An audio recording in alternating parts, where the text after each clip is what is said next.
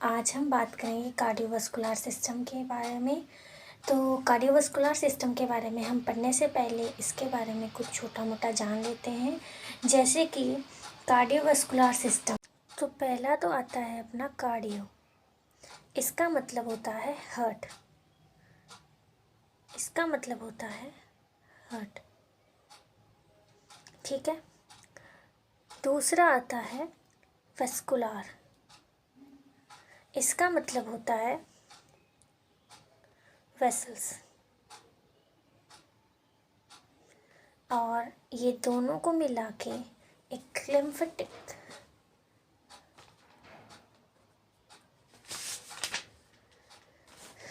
इन दोनों को मिलाकर कार्डियोवास्कुलर सिस्टम बनता है। तो ये दोनों का मिलाप ही कार्डियोवास्कुलर सिस्टम को बनाता है, ठीक है। तो हम अब इतना जानने के बाद दूसरी बात ये जानेंगे कि जो ये कार्डियोवास्कुलर जो सिस्टम होता है, इसमें ब्लड सर्कुलेशन जो होता है वो दो टाइप का होता है। पहला होता है जो कि हम इस नाम से जानते हैं सिस्टेमिक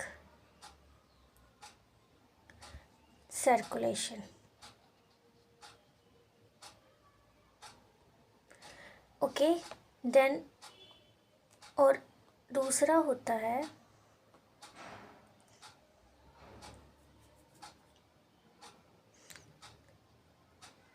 पल्मोनरी सर्कुलेशन।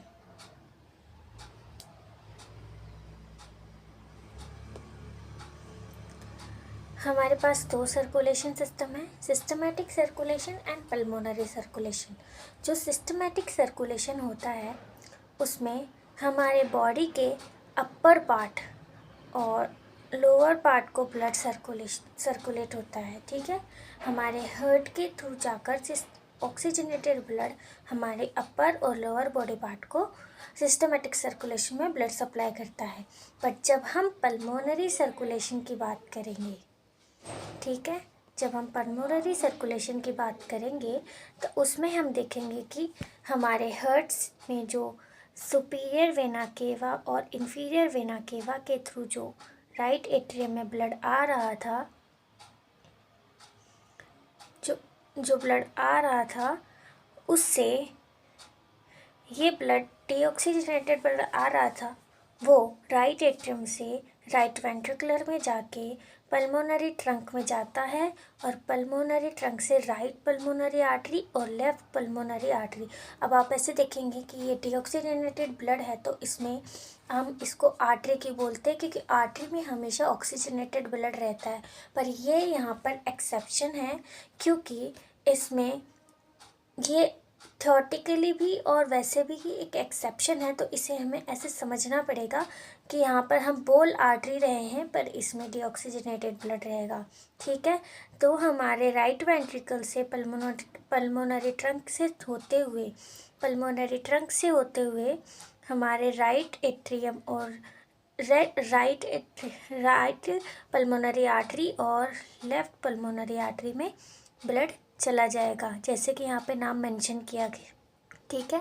फिर हम देखेंगे कि यहाँ पर लंग्स में ब्लड गया और यहाँ पर ये आप यहाँ पे इतना सा देख रहे हैं कि यहाँ पे डीऑक्सीजनेटेड ब्लड गया, गैसेस का एक्सचेंज हुआ लंग्स के अंदर, वो हम आगे पढ़ेंगे फिजियोलॉजी के अंदर। अभी हम एनाटॉमी पढ़ रहे हैं।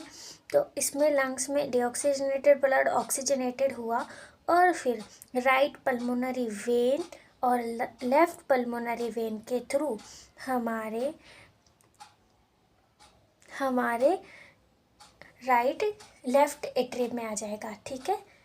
हमारे लेफ्ट एट्रियम में आ जाएगा। तो लेफ्ट एट्रियम से फिर ये ब्लड नीचे जाएगा, ठीक है। और किस में जाएगा? लेफ्ट वेंट्रिकल में। लेफ्ट वेंट्रिकल से ब्लड पंप आउट होगा और एरोटा के अंदर जाएगा और फिर एरोटा से हमारी अपर बॉडी और लोअर बॉडी में सर्कुलेट होगा। तो ये हमने दो सिस्टमेटिक सर्कुलेशन यहाँ पे समझे हैं। हम इसको वापस रिवाइज करते हैं एज़ यूजुअल। हम इसको फिर से रिवाइज करेंगे। हमारे पास दो सिस्टमेटिक सर्कुलेशन है, ठीक है। पहला है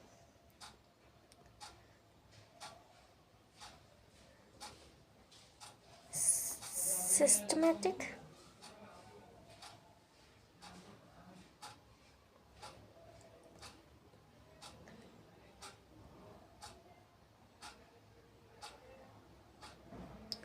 सर्कुलेशन, दूसरा है पल्मोनरी सर्कुलेशन। सिस्टमेटिक सर्कुलेशन में पहले में सिस्टमेटिक सर्कुलेशन के अंदर हम देखेंगे कि हमारे हार्ट से ऑक्सीजनेटेड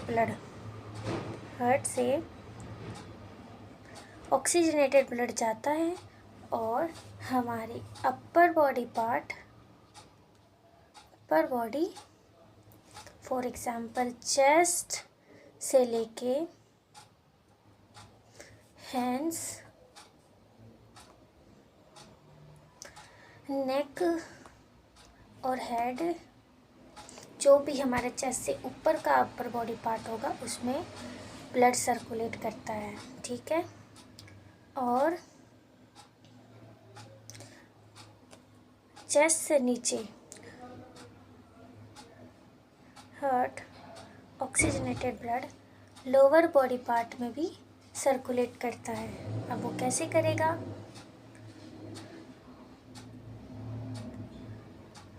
करेगा, ये मैंने यहाँ पे आपको समझा दिया है। पल्मोनरी वाले की हम बात करेंगे।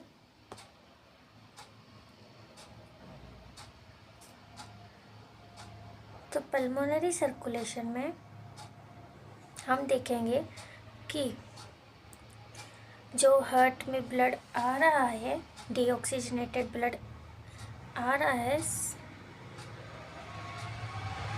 ठीक है, इंफीरियर वेना केवा और सुपीरियर वेना केवा के थ्रू जो हार्ट के राइट एट्रियम में डीऑक्सीजनेटेड ब्लड आ रहा है, वो ब्लड फिर जाएगा हार्ट के राइट वेंट्रिकल में, फिर राइट वेंट्रिकल से जाएगा वो पल्मोनरी ट्रंक से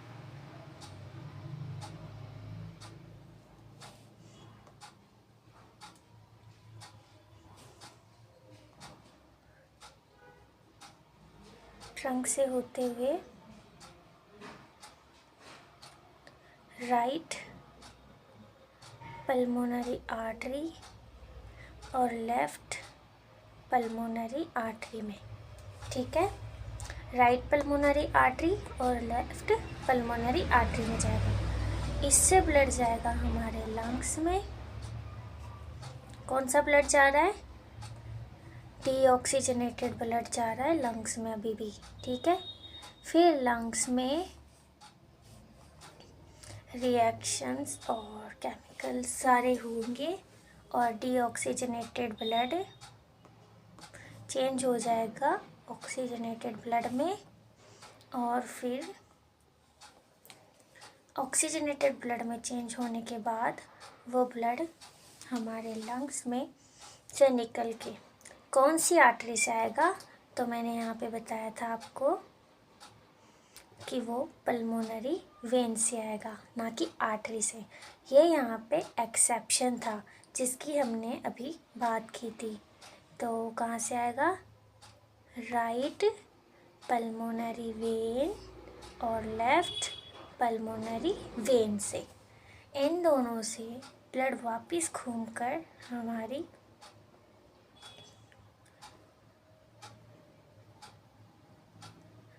कहाँ पर आ जाएगा। अब यहाँ से ब्लड कहाँ पर आएगा, तो मैं बताती हूँ। यहाँ से ब्लड आएगा हमारे लेफ्ट एट्रियम में, फिर लेफ्ट एट्रियम से हमारे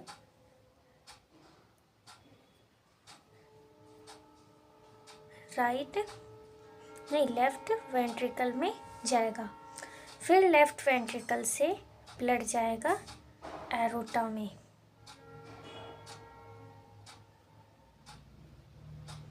और एरोटा से फिर ब्लड हमारा सिस्टमेटिक सर्कुलेशन जो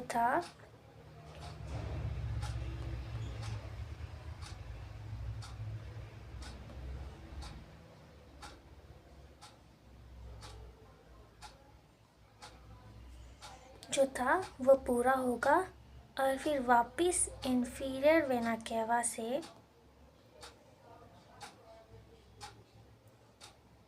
और सुपीरियर वेना केवा से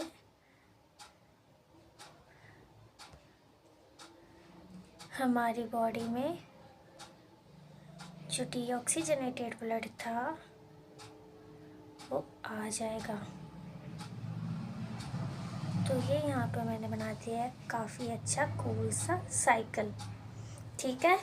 तो ये पल्मोनरी सर्कुलेशन के लिए मैंने बनाया। इंफीरियर वेना केवा से सुपीरियर वेना केवा से इकट्ठा होगा डीऑक्सीजनेटेड ब्लड, हार्ट के राइट एट्रियम में जाएगा, राइट एट्रियम से राइट वेंट्रिकल में जाएगा, राइट वेंट्रिकल से पल्मोनरी ट्रंक से होते हुए राइट और लेफ्ट पल्मोनरी आर्टरी में जाएगा। अब ये मैंने कॉन्सेप्ट क्लियर कर दिया है कि ये एक एक्सेप्शन है। यहाँ पे आर्टरी में डीऑक्सीजनेटेड ब्लड होता है, लंग्स के अंदर जब ऑक्सीजनेटेड होने के लिए जाता है तभी, और आता है तभी वेन्स में ऑक्सीजनेटेड ब्लड होता है, ठीक है। तो फिर right and left pulmonary artery से डीऑक्सीजनेटेड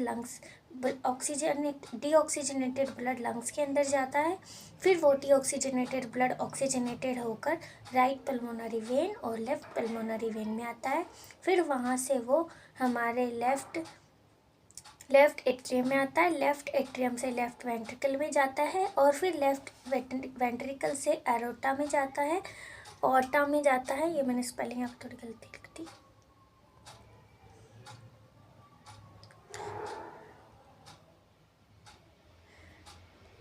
यहाँ से फिर ऑर्टा में जाता है, ठीक है। एरोटा से फिर जाता है सिस्टमेटिक सर्कुलेशन में। सिस्टमेटिक सर्कुलेशन में मैंने आपको बता दिया है कि हमारे अपर और लोअर बॉडी पार्ट में ब्लड सर्कुलेट होता है, और देन हमारे बॉडी पार्ट से वापस डीऑक्सीजनेटेड ब्लड कलेक्ट होता है और सुपीरियर और इंफीरियर वेना केवा में जाके फिर से ये सर्कल चलता रहता है। ऐसे ही हमारे बॉडी में ब्लड सर्कुलेशन चलता है और हार्ट पंप आउट करता है हमारी बॉडी में ब्लड को ऑक्सीजनेटेड करने के लिए, ठीक है। तो अब हम ये दो चीज़ों को समझने के बाद आगे चलेंगे, ठीक है।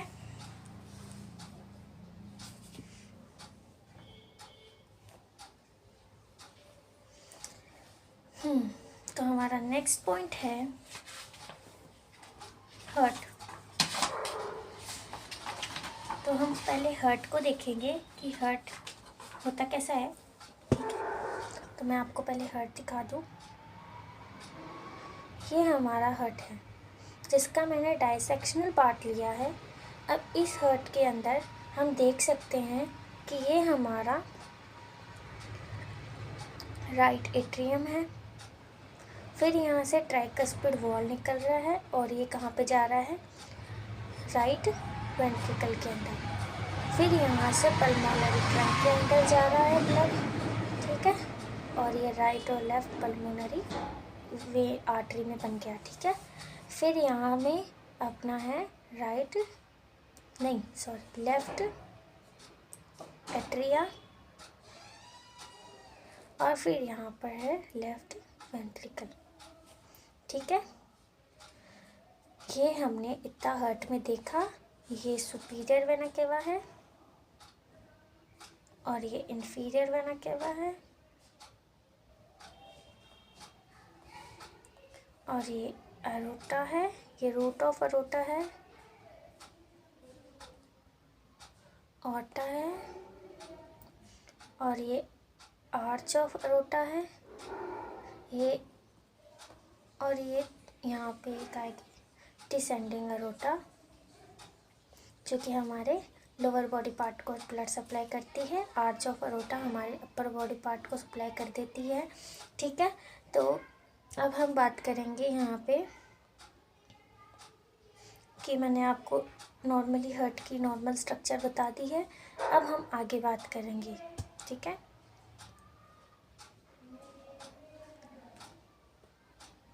अब हम बात करेंगे पोजीशन की कि हमारे हार्ट का पोजीशन कहाँ पर है। हमारे हार्ट का पोजीशन अब हम देखेंगे, तो आप मेरे पास ध्यान से देखिए कि सब लोग बोलते कि हमारा हार्ट लेफ़्ट साइड में होता है। ठीक है, लेफ़्ट साइड में होता है, ये सोचते हैं सब लोग, बट ऐसा कुछ नहीं होता। हमारा हार्ट होता तो मिड स्टर्नम में है। ठीक है, बट वो थोड़ा टिल होता है लेफ़्ट साइड में। ठीक है, इसकी वजह से हम उसे कहते हैं कि हमारा हार्ट लेफ़्ट साइड में होता है। ठीक है, जैसे कि आप इस इमेज में देख सकते हैं। ठीक है, अब इससे ये पता चल रहा है कि हमारा जो हार्ट है वो ऑब्लिकली थोरेसिक कैविटी में, ऑब्लिकली मतलब ऐसे, ऑब्लिकली थोरेसिक कैविटी में रहता है। Mid sternum slightly left side में होता है चेस्ट के। अब देख लो, ये मिड स्टर्नम यहाँ पे होता है। ठीक है, यहाँ पे पसलियाँ हैं अपनी, तो ये आपको दिखाई दे रहा है कि ये मिड स्टर्नम से स्लाइटली लेफ़्ट साइड में होता है। ठीक है, और इसका जो अपेक्स होता है वो 9 सेंटीमीटर ठीक होता है। अब मैं इसको इरेज कर दूँ, फिर आपको दिखाई देगा। ठीक है, अब इसका जो अपेक्स होता है वो 9 सेंटीमीटर लेफ़्ट साइड में सिचुएटेड होता है। 9 सेंटीमीटर कहाँ पे? लेफ़्ट साइड में। अब ये जो लेफ़्ट साइड में जितनी दूर में अपेक्स से सिचुएटेड है, ये दूरी 9 सेंटीमीटर है। ठीक है, अब हम हार्ट की चौड़ाई, मोटाई, ठीक है, वेट, इसके बारे में पता कर लेते हैं। तो जो लेंथ है हार्ट की, वो नॉर्मली है, जो हार्ट की बात करेंगे, पहले हम बात करेंगे हार्ट के शेप के बारे में। ठीक है, अब इसका शेप कौन सा है? कॉनिकल। ठीक है, कॉनिकल शेप है। इसके वेट के बारे में, तो इसका वेट है, फीमेल में इसका वेट होता है 250 ग्राम। ठीक है, और मेल में इसका वेट होता है 300 ग्राम। फिर हम बात करेंगे इसके साइज़ की।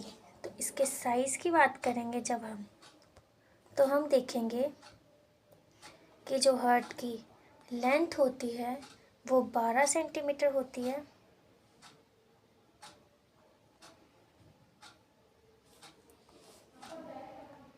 बारह सेंटीमीटर, और जो विड्थ होती है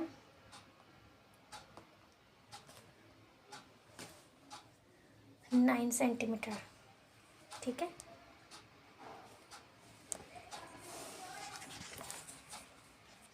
अब हम बात करेंगे इसके पोजीशन के बाद में पेरिकार्डियम की।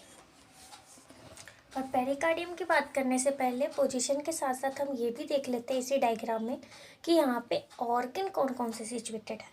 ठीक है, तो ऑर्गन की जहाँ बात आ रही है, तो हम पहले ये जान लेते हैं कि inferior, superior, posterior, interior, lateral क्या होता है।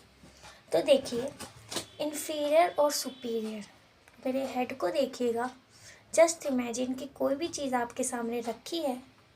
इन्फीरियर का मतलब होता है कि मेरे हेड के नीचे, सुपीरियर का मतलब होता है मेरे हेड के ऊपर, और इंटीरियर का मतलब होता है मेरे सामने, पोस्टीरियर का मतलब होता है मेरे पीछे, लेटरल का मतलब होता है मेरे साइड्स में। ठीक है, तो अब आप इसी चीज़ को इमेजिनेशन के साथ अपने हार्ट के डायग्राम में देखकर अपनी बुक के सामने देखेंगे कि मैं इन्फीरियर बोलती हूँ तो उसके सामने कौन से ऑर्गन होते हैं, सुपीरियर बोलती हूँ तो उसके सामने कौन से ऑर्गन होते हैं, है ना। तो इन्फीरियर की बात करें, जो अपेक्स होता है, अब आपको ये पता है कि हार्ट का अपेक्स जो होता है वो कौन शेप का होता है, वो डाउनवर्ड होता है। जो बेस है वो फ्लैटन होता है, वो अपवर्ड होता है। ये हार्ट जो होता है हमारी बॉडी में, ये उल्टा होता है। जैसे कि हम कहते हैं कि तुम उल्टे पैदा हुए थे क्या, तो वैसे ही हमारा हार्ट उल्टा होता है और वो काम सारे सीधे करता है। ठीक है, अगर ये जो हार्ट है वो सीधे काम करता है इसीलिए हम जिंदा रहता है, वो उल्टे काम करता है तो हमें ऑपरेशन करवाना पड़ता है। ठीक है, तो हम इसी कॉमेडी को साथ में लेके इन्फीरियरली जानते हैं कि हट के इन्फीरियरली क्या होता है। इन्फीरियर क्या होता है, नीचे की तरफ। तो हट के नीचे जो अपेक्स होता है उसके रेस्ट में सेंट्रल टेंडन ऑफ डायफ्राम रहता है। ठीक है, कि जो डायफ्राम है इसका सेंट्रल टेंडन रहता है। ठीक है, इसको बोला गया है। जब हम हार्ट के ऊपर बात करेंगे, मतलब कि हार्ट के ऊपर superiorly the great blood vessels, जैसे कि जो बड़ी बड़ी ब्लड वेसल्स है, जैसे अरोटा हो गई, ठीक है, superior vena cava, pulmonary artery, अब ये सुपीरियर वेना केवा हो गई, पल्मोनरी आर्टरी हो गई। ठीक है, और हमारे जो हार्ट में बेस होता है वो हो गया सुपीरियरली। तो ये हमारा सुपीरियरली आ गया। अब हम बात करेंगे पोस्टीरियरली, हार्ट के पीछे क्या है। तो हार्ट के पीछे देखने के लिए हमें हार्ट का उल्टा डायग्राम देखना पड़ेगा, वो आप अपनी बुक में देखिए, शायद मेरे पास यहाँ पे नहीं है। ठीक है, तो हार्ट के पोस्टीरियरली हमारा इसोफेगस जाता है, ट्रेकिया होता है। ठीक है, अब ये ट्रेकिया जाएगा, ये पीछे से जाएगा। ठीक है, कहाँ से जाएगा, पीछे से जाएगा। ये हार्ट के जो इसोफेगस होता है जस्ट इसके पीछे होता है, तो वो भी इसके पीछे से जाएगा, है ना। तो ये दोनों इसके पीछे से गया। लेफ्ट और राइट ब्रोंकस जो कि लंग्स के होते हैं, ये भी पीछे। डिसेंडिंग अरोटा जो होती है वो जो आर्च ऑफ अरोटा है वो डिसेंड होती है नीचे की तरफ, तो ये भी नीचे की तरफ जब जाती है तो ये भी पीछे से जाती है। इन्फीरियर वेना केवा जो भी पीछे से ही आती है, जो यहाँ पे आ रही है, दिखाई दे रही होगी। थोरेसिक वर्टिब्रा, जो थोरेक्स की वर्टिब्रा होती है, ठीक है, वो भी पीछे ही होती है। जैसे स्पाइन में होता है ना पीछे वर्टिब्रास, वो भी पीछे ही होती है। तो पोस्टीरियरली बहुत कुछ होता है। ठीक है, अब हम लेटरल की बात करेंगे तो लेटरली हमें दिखाई दे रहा है, हमारे पास लंग्स है। ठीक है, हमारे पास overlap of outer side of heart के ओवरलैप करती हुई एक मेम्ब्रेन है ना।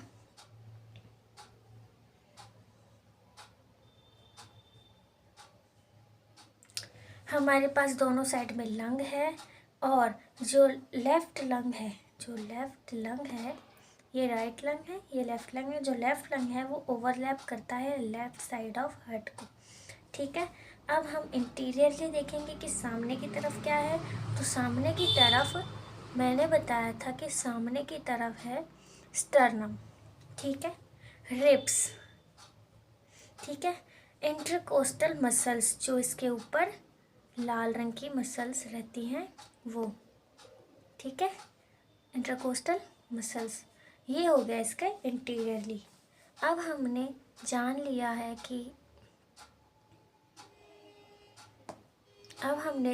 है कि किस साइड में क्या होता है।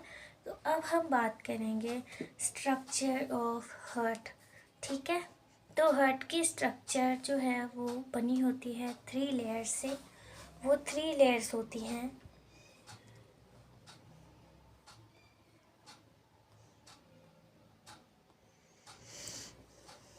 थ्री लेयर से मिलके हमारा हार्ट बना होता है। First of all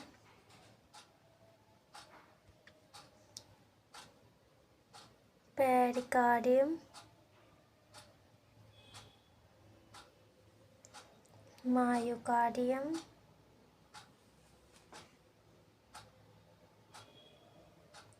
endocardium,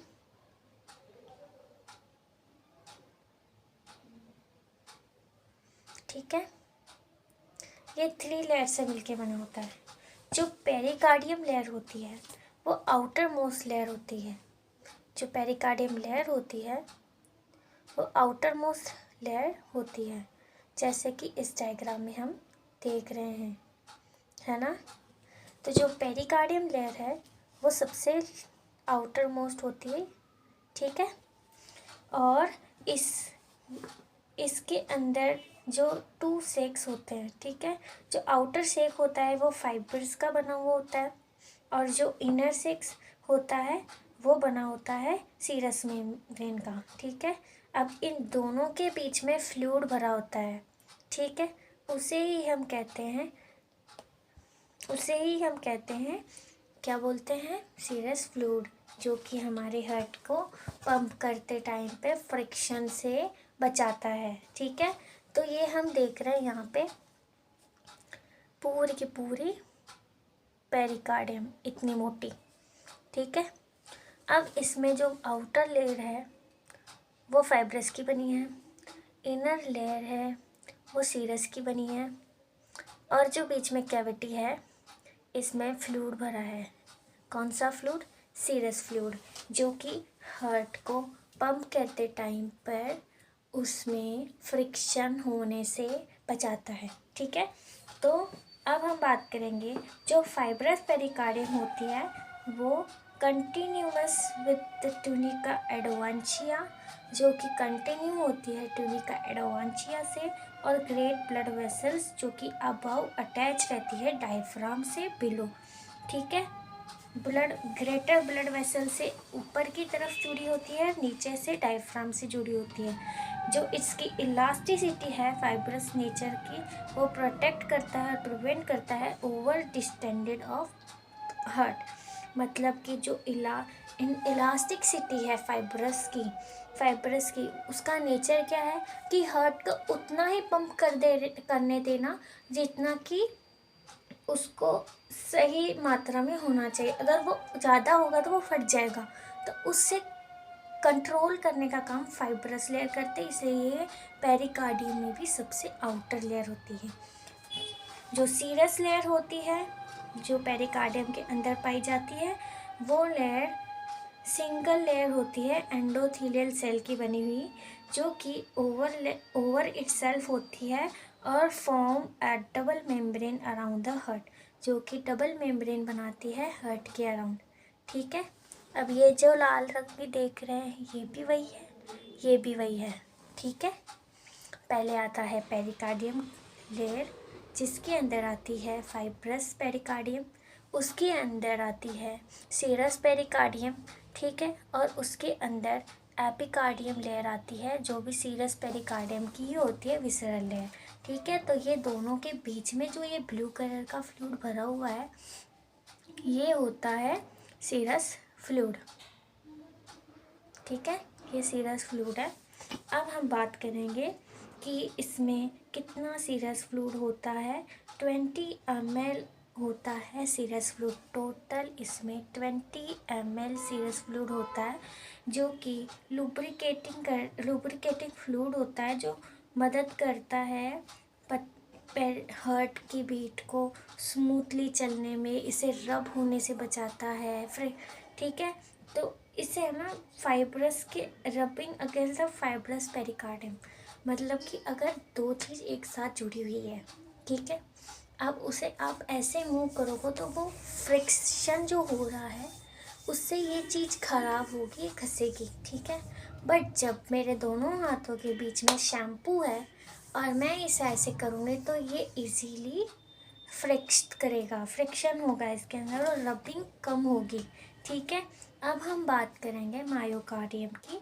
myocardium एक स्पेशलाइज्ड कार्डियक मसल की बनी हुई होती है, जो सिर्फ हार्ट के अंदर मिलती है, ठीक है। ये मसल्स जो देख रहे हैं आप, ये है स्पेशलाइज्ड मसल, कार्डियक मसल, जो सिर्फ हार्ट के अंदर होती है, और ये straight like skeletal muscles but not under voluntary control. ये स्ट्रेट होती है बट वॉल्यूंटरी कंट्रोल में नहीं होती है, ये इनवॉल्यूंटरी मसल्स हैं, ठीक है। Each fibre cells a nucleus and one or more branches। The end of cell and their branches are in every close contact with end of the branches as adjacent cells. ठीक है, अब हम इसमें इतना ही जानेंगे। अब हम जानेंगे एंडोकार्डियम के बारे में।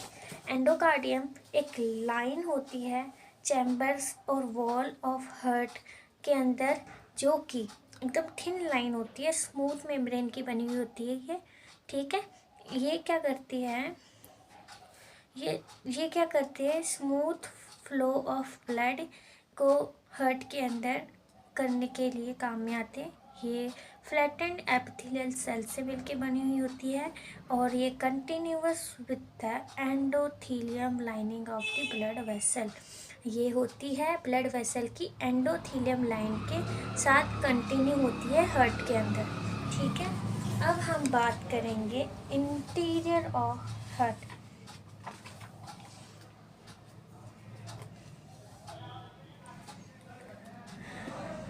अब हम बात करेंगे blood flow through the heart. अब हमारे हार्ट के थ्रू ब्लड फ्लो कैसे होता है, हम ये बात करेंगे। अब हम बात करेंगे हमारे हार्ट के थ्रू ब्लड कैसे फ्लो करता है। तो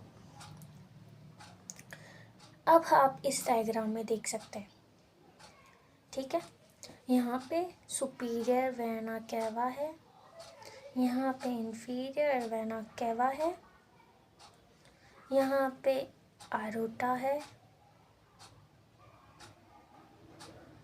यहाँ पे पल्मोनरी ट्रंक है, यहाँ पे लेफ्ट और यहाँ पे राइट पल्मोनरी आर्टरी है,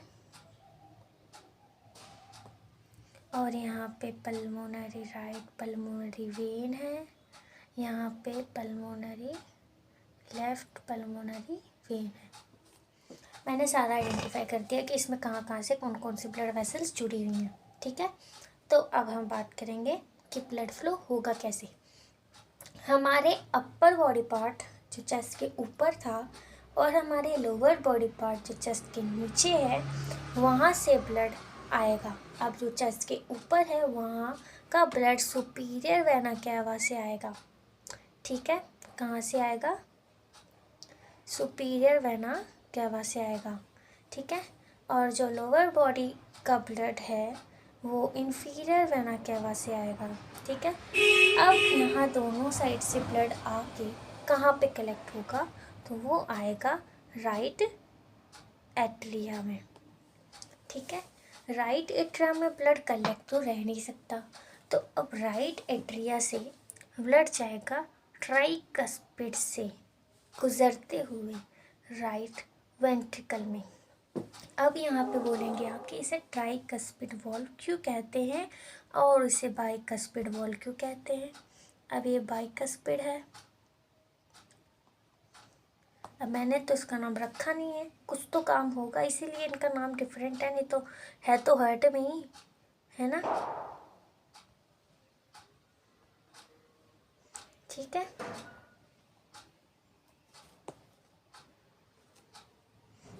है तो हार्ट में ही, तो इसका ट्राइकस्पिड वॉल्व क्यों रखा है। ठीक है, तो ये ट्राइकस्पिड इसीलिए है क्योंकि यहाँ का जो ये बाईपास होने की जो जगह है वो ऐसी होती है। इसमें ट्राइकस्पिड वॉल्व को खोलकर ब्लड एट्रिया राइट एट्रिया से राइट वेंट्रिकल में जाता है, और यहाँ पर जो वॉल्व होता है वो बाइकस्पिड होता है, जो कि यहाँ से खुल के डायरेक्टली वापस ब्लड अंदर ऊपर जाता है। ठीक है, तो अब हम बात करेंगे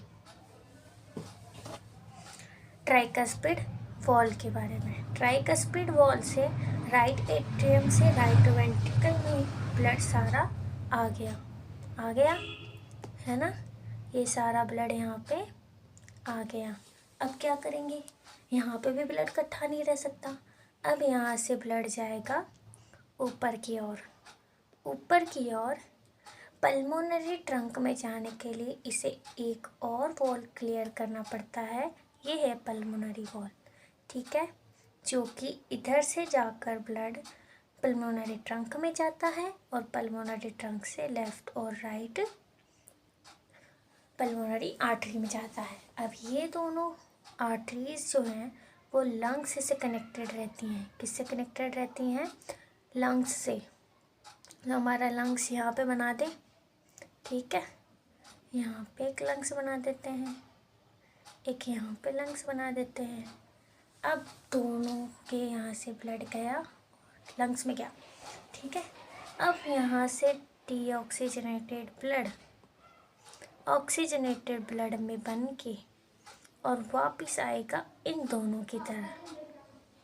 किसकी तरफ आएगा? राइट पल्मोनरी वेन और लेफ्ट पल्मोनरी वेन की थ्रू ब्लड वापस हार्ट के अंदर आएगा और आएगा कहाँ पर? इस राइट से लेके लेफ्ट एट्रियम में, ठीक है। अब आएगा लेफ्ट एट्रियम में। लेफ्ट एट्रियम से ब्लड अब ऑक्सीजनेटेड हो गया, ठीक है। अब ऑक्सीजनेटेड ब्लड ये आएगा अपने लेफ्ट वेंट्रिकल में। अब ये लेफ्ट वेंट्रिकल से ब्लड पंप आउट होगा और यहाँ पे एक और एरोटा का वॉल है, यहाँ से ब्लड पंप आउट होगा। ये देखो ट्राइकस्पिडी है, ये एरोटा का वॉल दिख रहा है ना यहाँ पे, देखो यहाँ पे ट्राइकस्पिडी है। जो भी वॉल होगा एरोटा का ट्राइकस्पिड होगा, ऐसे होगा, ठीक है। अब इसको खोल के एरोटा के अंदर ब्लड जाएगा और फिर एरोटा में यहाँ से निकलेगा अपर बॉडी पार्ट के लिए ब्लड और यहाँ से डिसेंडिंग एरोटा से होते हुए जाएगा लोअर बॉडी पार्ट में ब्लड। ये मैंने आपको सर्कुलेशन समझा दिया। अब हम बात करेंगे blood supply of the heart. अब हार्ट के अंदर ब्लड सप्लाई कैसे होगा?